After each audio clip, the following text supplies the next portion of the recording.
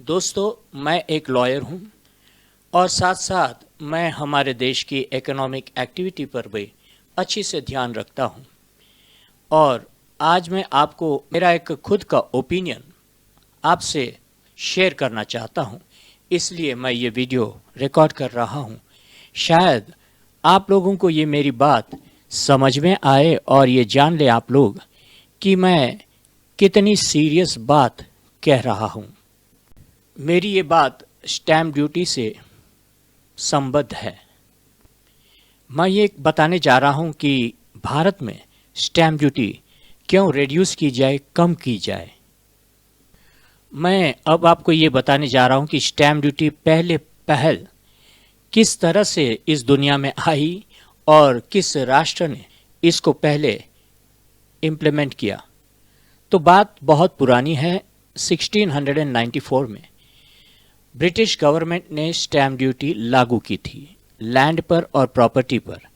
ये इसलिए लागू की थी कि उनका एक युद्ध चल रहा था फ्रांस के साथ और उसके लिए ब्रिटिश गवर्नमेंट को पैसे चाहिए थे और उस पैसे को अगर निकालना है तो उनको ये एक ज़रिया मिला, प्राप्त हुआ, पता चला और उन्होंने स्टैम्प ड्यूटी लैंड और प्रॉपर्टी ट्रांजैक्शंस पर लागू कर दी और वो आज तक लागू है। पर इंग्लैंड में आज के दिन प्रॉपर्टी ट्रांजैक्शंस पर 1,25,000 पाउंड तक की वैल्यू पर कोई स्टैम्प ड्यूटी नहीं लगता, कोई रजिस्ट्रेशन फ़ी नहीं लगता। पर जब उससे ऊपर की वैल्यू होती है तो क्रम से उसकी ड्यूटी बढ़ाई गई है और मैक्सिमम जो है कि 8% तक जाती है बड़े हाई वैल्यू ट्रांजैक्शंस पर। मगर सेकेंड लेवल जो 5 लाख पाउंड्स तक जाती है उस पर केवल 2% स्टैम्प ड्यूटी लगती है। जब मैं बोलता हूँ 1,25,000 पाउंड्स तो भारत के 1,20,00,000 आज के होते हैं, तो उसके डबल 5 लाख पाउंड के 2,40,00,000 होते हैं। और इन्हीं ब्रिटिशरों ने भारत को चूसने के लिए 1899 में ये टैक्स लगाया था और इन्हीं ब्रिटिशरों ने किन्हीं कारणों से पता नहीं क्या पर भारत पे अनेक तरह के टैक्स लगाए थे क्योंकि उनको तो भारत को लूटना था। तब जाके 1899 में इन लोगों ने स्टैम्प एक्ट लागू कर दिया इंडिया पर और स्टैम्प ड्यूटी चार्ज करना चालू कर दिया। जनरली स्टैम्प ड्यूटी के बारे में हम भी यही जानते हैं कि स्टैम्प ड्यूटी गवर्नमेंट को रेवेन्यू दिया जाता है जब कभी भी कोई प्रॉपर्टी टैक्स ट्रांजैक्शन किया जाता है। और स्टैम्प ड्यूटी कुछ अन्य ट्रांजैक्शंस पर भी वसूल की जाती है। जो फोर्स होता है जिससे कि हमारे को मजबूर किया जाता है स्टैम्प ड्यूटी भरने के लिए, तो वो गवर्नमेंट का कानून है। ये कानून ये कहता है कि अगर आपको किसी भी ट्रांजैक्शन को वैलिडेट करना चाहिए, वैलिडेट समझा जाए कि आप किसी को ये प्रूव कर सके कि ये प्रॉपर्टी आपकी है, या तो कोर्ट में ऐसे दस्तावेज रखे जा सके और प्रूव किया जा सके कि इस तरह का ट्रांजैक्शन हुआ था, तो ये ट्रांजैक्शन तभी प्रूव किया जा सकता है जबकि वो रजिस्टर्ड हो अथवा उस पर स्टैम्प ड्यूटी भरी जा चुकी हो। मैंने अभी आपसे पहले कहा था कि अंग्रेज़ गवर्नमेंट, इंग्लैंड की गवर्नमेंट ने फ्रांस के साथ युद्ध करने के लिए पैसे जुटाने के लिए स्टैम्प ड्यूटी लागू की थी।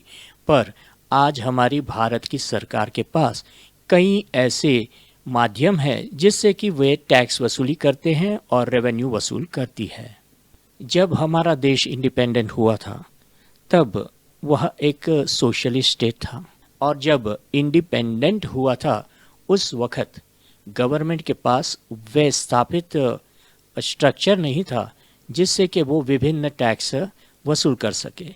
तब उन्होंने वही ब्रिटिश टैक्स चलाए रखे। इसके बाद गवर्नमेंट का नज़रिया जबकि सोशलिस्ट हो गया था तो गवर्नमेंट को एक अपने ऊपर एक रिस्पॉन्सिबिलिटी लेना पड़ा था कि वही इंडस्ट्रीज़ को चलाती थी, बैंकों को चलाती थी और ये सोचती थी कि ये कार्य जो हम करते हैं, गवर्नमेंट करती है बड़े बड़े उद्योगों द्वारा, ऐसे ये प्राइवेट एंटरप्राइजेस और छोटे उद्योग नहीं कर पाएंगे, जैसे कि टाटा बिरला वगैरह। तो उस वक्त जबकि इंडस्ट्रियल डेवलपमेंट कम था, तो गवर्नमेंट ने सोचा कि इंडस्ट्री, बड़ी बड़ी इंडस्ट्री वही स्थापित कर सकती है, क्योंकि उसके पास आय का जरिया ज़्यादा था और कई और उपाय थे जो कि गवर्नमेंट खुद अपनी फाइनेंसिंग करती थी, जैसे कि डेफिसिट फाइनेंसिंग और फॉरेन एड। पर आज तो हम लोग कई टैक्स भरते हैं, इनडायरेक्ट टैक्स और जीएसटी भरते हैं, और इससे गवर्नमेंट को काफ़ी आमदनी होती है। आजकल जैसे पेट्रोल के ऊपर टैक्स डालकर गवर्नमेंट को एक एडिक्शन हो गया है कि यही एक ज़रिया है पैसे कमाने का, इसी तरह से स्टैम्प ड्यूटी भी गवर्नमेंट समझती है कि यही एक ज़रिया है कि हम पैसे कमा सकते हैं।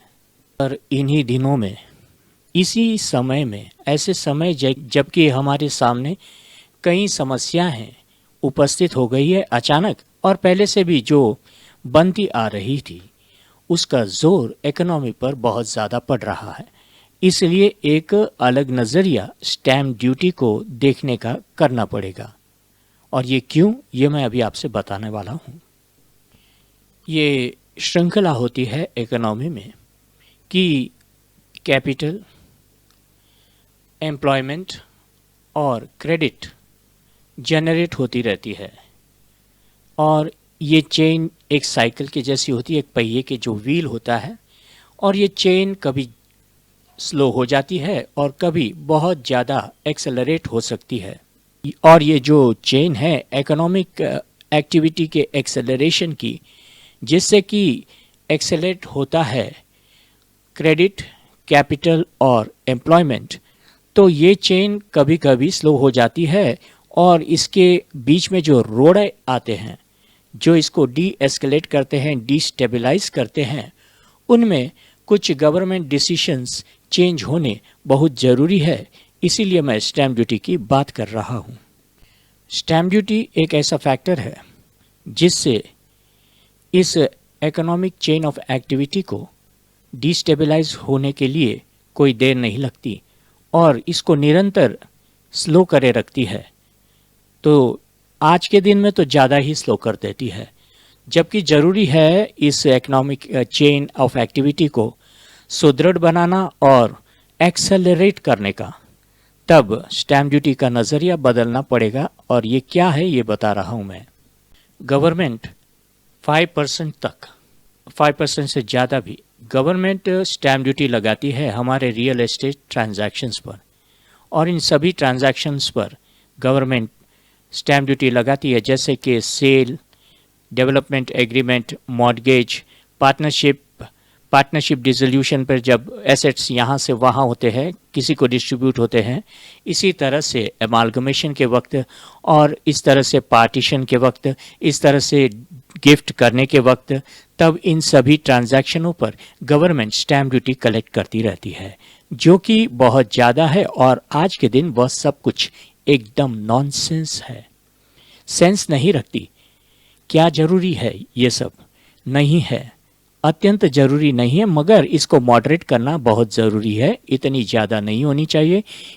इतने सारे ट्रांजैक्शन पर इस तरह की स्टैम्प ड्यूटी भी नहीं होनी चाहिए। और ये सब मेरा ओपिनियन है। ज़्यादा से ज़्यादा एविडेंस के लिए, कोर्ट की कार्रवाइयों के लिए, कहीं गवर्नमेंट में प्रूव करने के लिए रजिस्ट्रेशन ऑफ डॉक्यूमेंट्स नेसेसरी हो जाता है। इनके लिए कुछ ड्यूटी या कोई फीस चार्ज करना ज़रूरी होता है। This is for prevention of injustice and furthering the cause of justice. मतलब कि न्याय की कार्यवाही में या किसी बात को गवर्नमेंट को प्रूव करने के लिए कोई बाधा न उपस्थित हो, इसलिए रजिस्ट्रेशन डिपार्टमेंट का कार्य तो चालू ही रहना पड़ेगा, मगर कुछ धीमा, कुछ कम मात्रा में फीस लेकर। कुछ लॉजिक तो सिंपल होते हैं। तो पहले पहल government speculation in real estate को कम करती है, तो वो बात अच्छी है। उसको लिमिट करना पड़ता है। प्रॉपर्टी मार्केट में स्पेकुलेशन नहीं होने देना चाहिए। मगर दूसरी तरफ लोग प्रॉपर्टी के ट्रांजैक्शंस कई विभिन्न रीज़नों के लिए करते रहते हैं और उन रीज़न्स के कारण कुछ बदलाव होने चाहिए। जैसे कि मेरे ओपिनियन में पहले, जब कोई पहला घर अपने लिए खरीदता है, गवर्नमेंट को उस पर कोई स्टैम्प ड्यूटी नहीं लगानी चाहिए। मैक्सिमम 5 से 7 हज़ार रुपये गवर्नमेंट रजिस्ट्रेशन फ़ीस के द्वारा ले सकती है, क्योंकि रिकॉर्ड मेंटेन करना पड़ता है। स्टैम्प ड्यूटी तो ज़ीरो होनी चाहिए, और अगर होती भी है तो 100 या 200 रुपये होनी चाहिए। जब ऐसा व्यक्ति जिसने अपना पहला घर खरीदा है, उसे अत्यंत ज़रूरी कारणों की वजह से, जैसे कि उसको अपने बिजनेस में पैसा लगाना है या कोई लायबिलिटी को समाप्त करना है, दे देना है, चुका देना है, तो ऐसे व्यक्ति के द्वारा जो अपना पहला घर बेच रहा है, उस पर कोई कैपिटल गेन्स नहीं लगाने चाहिए, क्योंकि ऐसे व्यक्ति ने अपने मेहनत से कमाई हुई दौलत को इस घर में लगाया था। अब जब उसे ये पैसा चाहिए किसी और लायबिलिटी को पे ऑफ करने के लिए, या तो जब इसने कर्ज लेकर ये घर बांधा था तो उस कर्ज को चुकाने के लिए, जिस पर कि उसने ऑलरेडी बहुत सारा इंटरेस्ट पे कर दिया है, या तो करना पड़ेगा, जो फ्यूचर इंटरेस्ट होता है उसको अवॉइड करने के लिए वो बेच दे रहा है, तब इस पर कैपिटल गेन्स नहीं लगने चाहिए पहले घर पर। तो जब ऐसा व्यक्ति अपने खुद की कर्ज को नहीं चुका सकता है, उसको कैपिटल गेन्स के बोझ में क्यों लादा जाए। और ऐसा व्यक्ति जो सोचता है कि जितना भी पैसा मिल जाए उतने पैसे से मैं अपना नया कारोबार शुरू करूं और कुछ पैसे ज़्यादा कमाऊं, जितना कि मैं इंटरेस्ट भरता हूं उससे ज़्यादा, क्योंकि जब इंटरेस्ट भरना नहीं होगा तब उसका प्रॉफिट भी बढ़ जाएगा और वो एफिशिएंटली बिजनेस कर सकेगा। तो ऐसे व्यक्ति को कैपिटल गेन्स नहीं लगाने चाहिए। दूसरा कारण होता है जबकि आदमी अपना पहला घर बेच देता है, पहली प्रॉपर्टी बेच देता है, लैंड की बात नहीं कर रहा हूँ, तब वह ऐसा करता है क्योंकि वह जा रहा है किसी और जगह जहाँ उसको अच्छा एम्प्लॉयमेंट मिलेगा, या तो फिर वह अपने को सेल्फ एम्प्लॉय अच्छी तरह से कर सकेगा, और या तो कोई भी अन्य कारण की वजह से वह शहर छोड़कर किसी और शहर में एस्टैब्लिश हो रहा है। तो ऐसे व्यक्ति को भी कैपिटल गेन्स नहीं भरने हैं, चाहे वो 1 साल में बेच दे, 2 साल में बेच दे, 10 साल में बेच दे। पहली प्रॉपर्टी पर किसी भी कारण से कैपिटल गेन्स कभी नहीं होने चाहिए। दूसरी प्रॉपर्टी, सेकेंड प्रॉपर्टी, फर्स्ट नहीं दूसरी वाली, जब कोई खरीदता है तो उसके पास क्रेडिट मिलने के अवसर या अपॉर्चुनिटी होती है, या तो फिर उसके पास एक्सेस कैश होता है जिस पर ऑलरेडी वो इनकम टैक्स भर चुका है। तो जब ये ऐसा आदमी अपना दूसरा घर खरीदता है तो क्या ये प्रॉपर्टी भी व्यक्ति अपने खुद के इस्तेमाल के लिए रख सकता है, या तो फिर वह कमर्शियल प्रॉपर्टी खरीद सकता है जो लेट आउट करेगा, रेसिडेंशियल भी लेट आउट कर सकता है और उससे कुछ इनकम जनरेट कर सकता है। तो ऐसे सेकंड प्रॉपर्टी को भी गवर्नमेंट को एनकरेज करना चाहिए। और जब ऐसी प्रॉपर्टी 1.5 करोड़ की वैल्यू के नीचे की होगी तब उस पर स्टैम्प ड्यूटी नहीं लगनी चाहिए। पर ऐसा तभी हो सकता है कि जब वह व्यक्ति खरीदते वक्त अपने डॉक्यूमेंट में ये डिक्लेयर करेगा कि यह सेकंड प्रॉपर्टी है, और अपने फर्स्ट प्रॉपर्टी की डिस्क्रिप्शन, डिटेल्स और डॉक्यूमेंट नंबर वह इस सेकंड डॉक्यूमेंट के खरीदने पर उसमें डिक्लेयर करेगा। तब उस प्रॉपर्टी जो 1.5 करोड़ की नीचे की वैल्यू की है उस पर कैपिटल गेन्स नहीं लगेगा। पर जब ऐसी सेकंड प्रॉपर्टी वह व्यक्ति बेच देता है तब कैपिटल गेन्स ऐसे ही लगेंगे जैसे अन्य सभी प्रॉपर्टी को लगते हैं।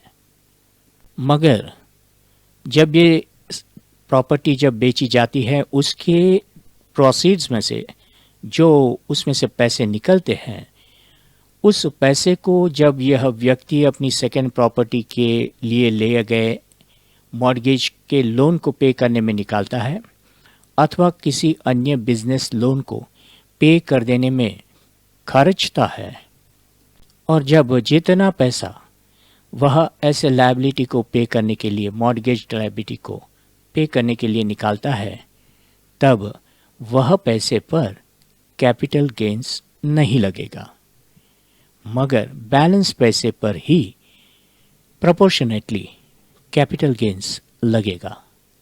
और अन्य प्रॉपर्टीज जो पहली और दूसरी प्रॉपर्टी न हो मगर तीसरी प्रॉपर्टी हो, और जब यह तीसरी प्रॉपर्टी बेच दी जाती है तब इस पर भी कैपिटल गेन्स लगेंगे। पर जब यह तीसरी प्रॉपर्टी 10 साल तक अगर किसी ने अपने पास रखी हो तो फिर उस पर कोई कैपिटल गेन्स नहीं लगेगा। और सारे प्रॉपर्टीज़ जो पहली और दूसरी प्रॉपर्टी न होते हुए तीसरी, चौथी और उसके ऊपर वाली प्रॉपर्टीज़ होती है, तो उन सब पर स्टैम्प ड्यूटी ज़रूर लगेगी, मगर ये स्टैम्प ड्यूटी 2% तक ही लगेगी किसी भी ट्रांजैक्शन पर। तीसरी, चौथी, पांचवी जो भी प्रॉपर्टी आप खरीदो, स्टैम्प ड्यूटी कम ज़्यादा से ज़्यादा 2% ही लगनी चाहिए। ये इसी कारण से है कि भारत में अन्य कई टैक्स बहुत ज़्यादा होते हैं, जैसे कि जो प्रॉपर्टी आप खरीद उसके ऊपर जिसके बनाने में कितने ही पैसे खर्च होते हैं, सीमेंट, स्टील वगैरह, और उसको फर्निश करने में, उसके इंटीरियर्स में, इन सारे खर्चों पर गवर्नमेंट अपनी तरफ से जीएसटी तो लगाई देती है और सर्विस टैक्स भी बहुत लग जाता है। तब तो गवर्नमेंट को बहुत ज़्यादा आय हो जाती है। इसलिए इन प्रॉपर्टीज़ पर 2% से अधिक स्टैम्प ड्यूटी लेना बराबर नहीं होगा, और 2% स्टैम्प ड्यूटी लेने से ऐसे ट्रांजैक्शंस ज़्यादा बढ़ेंगे और इकोनॉमिक एक्टिविटी भी ज़्यादा बढ़ेगी। और जब ये 2% स्टैम्प ड्यूटी लगती है तो इसमें गवर्नमेंट ये नहीं देखेगी कि ये कमर्शियल प्रॉपर्टी है या रेसिडेंशियल प्रॉपर्टी है, और ये किस शहर और किस गांव में खरीदी या बेची जा रही है, यानी कि ग्रेटर म्यूनसिपालिटी है या स्मॉल म्यूनसिपालिटी है। आजकल गवर्नमेंट ऐसे भी डिफ्रेंशिएट करती है कि स्मॉल म्यूनसिपालिटी में तो कम टैक्स होता है, छोटे टाउन्स में कम स्टैम्प ड्यूटी लगती है, और बड़े टाउन्स में ज़्यादा स्टैम्प ड्यूटी लगाती है। ये डिफ्रेंशिएशन नहीं होना चाहिए। सिर्फ लैंड के ट्रांजैक्शंस पर, यानी कि ज़मीन के खरीदने बेचने पर स्टैम्प ड्यूटी यथावत रखनी पड़ेगी, क्योंकि ज़मीन में स्पेकुलेशन करना, उससे कोई रियल इकोनॉमिक एक्टिविटी जनरेट नहीं होती।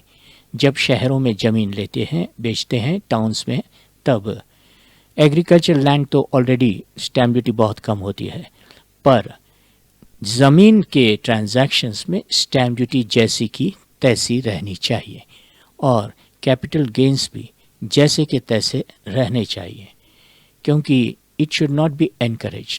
ज़मीन की लेन देन को एनकरेज नहीं करना चाहिए, क्योंकि यह स्पेकुलेशन का एक बड़ा ज़रिया है और ब्लैक मनी को छुपाने का भी बड़ा ज़रिया है। तो टैक्स ऑन लैंड और स्टैम्प ड्यूटी ऑन लैंड और gains, capital gains on land, ये सब हाई हो तो भी कोई प्रॉब्लम नहीं है। पर अगर उस लैंड को खरीद कर 1 वर्ष के दरमियान में ही 30 से 40% उस लैंड को डेवलप नहीं किया गया, यानी कि उस पर बिल्डिंग नहीं बनाया गया, या कोई व्यवस्था यानी कि वेयर हाउस नहीं बनाया गया, या और कोई कमर्शियल बिल्डिंग नहीं बनाया गया, तो फिर उस लैंड पर अधिक टैक्स भी लगा सकती है गवर्नमेंट। यह लैंड अर्बन और सेमी अर्बन डेवलपमेंट के लिए हो सकती है, तब जाके इसे कोई दबा के रख ले अपने पैरों के नीचे, क्योंकि उसके पास ब्लैक मनी है और जब ज़रूरत पड़ती है तब बेच देता है। और ये बेचना भी, ये गवर्नमेंट की लैंड वैल्यूज़, मार्केट वैल्यूज़ सही नहीं होती। गवर्नमेंट ने लैंड की मार्केट वैल्यूज़ को रिवाइज करना, उसके लिए परहेज़ कर रखा है। क्यों परहेज़ कर रखा है रिवाइज करने से? क्योंकि वो खुद समझती है कि हमें अगर ज़रूरत पड़े लैंड की तो हमें उतना ही पैसा देना चाहिए जितना मार्केट वैल्यू होती है, और गवर्नमेंट के पास उतनी स्थिति, एफिशिएंसी, यानी कि उतना पैसा नहीं है गवर्नमेंट के पास कि वे डेवलपमेंट के लिए अगर लैंड को एक्वायर करें तो उसका मार्केट वैल्यू दे सकें। आमतौर पर देखा गया है कि गवर्नमेंट ये भी सोचती है कि हमारे पॉलिटिशियन भाई जो इन्वेस्ट करके रखते हैं पैसा लैंड में, वे क्या करेंगे? जब इलेक्शन आएगा तो बेचेंगे और पैसे लेकर आएंगे। वो सारा ब्लैक मनी होता है। तो इसी कारण से लैंड के ट्रांजैक्शंस पे एक बड़ी लगाम लगाने की अत्यंत ज़रूरी है। इसीलिए ज़रूरी है कि लैंड को रेसिडेंशियल और कमर्शियल पर्पसेस के लिए डेवलप करना है। और यही कारण है कि स्टैम्प ड्यूटी के स्ट्रक्चर में और कैपिटल गेंस के स्ट्रक्चर में कोई बुनियादी चेंज लाना बहुत ज़रूरी है। अब चलते हैं पार्टीशन और गिफ्ट के लिए। जबकि natural brothers sisters blood relation के बीच में गिफ्ट हो या पार्टीशन हो, इस पर तो कोई भी स्टैम्प ड्यूटी लगाना जरूरी नहीं है, नहीं होना चाहिए। ये इसीलिए क्योंकि ये सब transactions with in the family होते हैं, कोई पैसे की लेन देन इसके अंदर नहीं होती। तो इसके लिए कम से कम फीस में, जबकि वो 5 से 7 हज़ार तक हो सकती है, ये ट्रांजैक्शन रजिस्टर हो जाने चाहिए। चाहे छोटे उद्योग हो, बड़े उद्योग हो, मीडियम उद्योग हो, इसके बेसिस पर स्टैम्प ड्यूटी रखना न रखना कोई मायने नहीं रखता। यही देखना है कि स्टैम्प ड्यूटी एक ऐसा भयानक राक्षस न हो जाए जो कि हमारी औद्योगिक प्रगति में रोड़ा न बन जाए। इकोनॉमिक एक्टिविटी को एक्सेलरेट करना पड़ता है, न कि उसको ब्रेक लगाना। जब ये ब्रेक लगाती है ये स्टैम्प ड्यूटी, तब ये भयानक हो जाती है। मेरे इन सुझावों पर बारीकी से कोई संशोधन हो सकता है और एक प्रक्रिया बन सकती है जिससे कि स्टैम्प ड्यूटी को कंट्रोल किया जा सके, जिससे कि नए तौर से इन रूल्स और रेगुलेशंस को स्टैम्प ड्यूटी के डिफाइन किया जा सके। In my opinion, revenues can be generated out of accelerated economic activity, and real estate is a pillar of such economic activity. Real estate एक मजबूत पिलर है जिस पर कि ये सारी इकोनॉमिक एक्टिविटी एक्सेलरेट हो सकती है। तो इस पर स्टैम्प ड्यूटी का अधिक बोझा नहीं डालना चाहिए। जैसे ऑक्सीजन, हवा और पानी हमारे लिए बहुत ज़रूरी है, इसी तरह से इकोनॉमिक एक्टिविटी, जो फैक्टर्स ऑफ प्रोडक्शन होते हैं इकोनॉमिक एक्टिविटी के, वे भी अत्यंत ज़रूरी होते हैं। और इनको एक्टिवेट करना, यानी कि लैंड, जब हम लैंड बोलते हैं तो आज के दिन में रियल एस्टेट होता है, लैंड, लेबर, क्रेडिट फाइनेंस और प्रोडक्शन की एक्टिविटीज़ विभिन्न इंडस्ट्रीज़ में, इनको सुचारू रूप से, गतिशील रूप से अगर चलाया जाए तो इससे काफ़ी सारे रेवेन्यू ज़रूर जनरेट होंगे। और ये जब जनरेट होते हैं रेवेन्यूज़, तब जाके गवर्नमेंट को अधिक से अधिक टैक्स प्राप्त हो सकता है, अधिक से अधिक एम्प्लॉयमेंट जनरेट हो सकती है। पर artificial constraints on economic development में ये स्टैम्प ड्यूटी और कैपिटल गेन्स बहुत ही बुरा काम कर रहे हैं, एक नेगेटिव काम कर रहे हैं। हो सकता है ये एक ज़रिया है रेवेन्यू का, पर ये ऐसा ज़रिया है जो दूसरे ज़रियों को स्लो कर देता है, कम कर देता है। तो क्या ऐसे ज़रिए ज़रूरी है? हमारे बॉडी में भी कुछ चीज़ें तो ज़रूरी होती है, पर कुछ चीज़ें अगर ज़्यादा हो जाए तो हमारे बॉडी के फंक्शंस को नुकसान पहुंचा सकती है। ऑक्सीजन भी ज़्यादा हो जाए या कि वाटर भी ज़्यादा हो जाए, केमिकल प्रक्रिया से होता है बॉडी में, तो फिर भी ये हमारे में रोग उत्पन्न कर सकते हैं। हमारे इकोनॉमी में जो रोग उत्पन्न करते हैं वो गलत टैक्सेशन की वजह से। इकोनॉमिक पॉलिसी में रियल एस्टेट आज के दिन में बहुत ज़रूरी है, क्योंकि 130 करोड़ लोगों को एम्प्लॉयमेंट जनरेट करना पड़ता है, खिलाना पड़ता है, उनकी डिमांड्स को सेटिस्फाई करना पड़ता है। साथ ही साथ हमें फॉरेन एक्सचेंज भी कमाना पड़ता है। कहीं उद्योग के द्वारा हमारे प्रोडक्ट्स बाहर से आने वाली डिमांड को सेटिस्फाई करते हैं, तो फिर हम कुछ अधिक पैसा हमारे देश के लिए भी कमा सकते हैं। हमारे लोग उससे भी सुखी हो सकते हैं। और बहुत सारी चीज़ें हैं जो गवर्नमेंट पैसों के न होने से नहीं कर सकती है, जैसे कि हेल्थ सेक्टर, उस पर ध्यान नहीं दे सकती। एजुकेशन सेक्टर, उस पर ध्यान नहीं दे सकती। हम लोग रोड, पानी, ऐसी व्यवस्थाओं तक ही सीमित रह गए हैं। हमने हॉस्पिटल्स के बारे में नहीं सोचा आज तक। हमने हमारे एजुकेशन के बारे में नहीं सोचा आज तक। एजुकेशन अगर घटिया है हिंदुस्तान में, तो फिर उसका नुकसान हमें ही भुगतना पड़ेगा। क्यों कर आज हमारे स्मार्ट, एकदम इंटेलिजेंट बच्चे फॉरेन की यूनिवर्सिटी की तरफ भागते हैं, अधिक पैसा देकर, लोन लेकर, अपने प्रॉपर्टीज़ को मॉर्गेज करके माँ बाप उन्हें वहाँ तक पहुँचाते हैं। क्यों? और फिर वो वहीं रह जाते हैं। 4 साल पढ़ने गए और 40 साल उसी देश के हो गए। हमारे देश कभी वापस नहीं आते। क्या करते हैं? कुछ पैसे माँ बाप को भेज देते हैं। देश का कुछ भी फ़ायदा नहीं हुआ इसमें। देश का फ़ायदा तभी होगा जब हमारे यहाँ हमारे बच्चे पढ़ेंगे और बड़ा काम करेंगे। सोचिए, मैं क्या कह रहा हूँ, सोचिए। ये रियल एस्टेट के बारे में बोला है मैंने, ये बेकार नहीं है। ज़रा ध्यान देकर इसके बारे में किसी को तो सोचना पड़ेगा।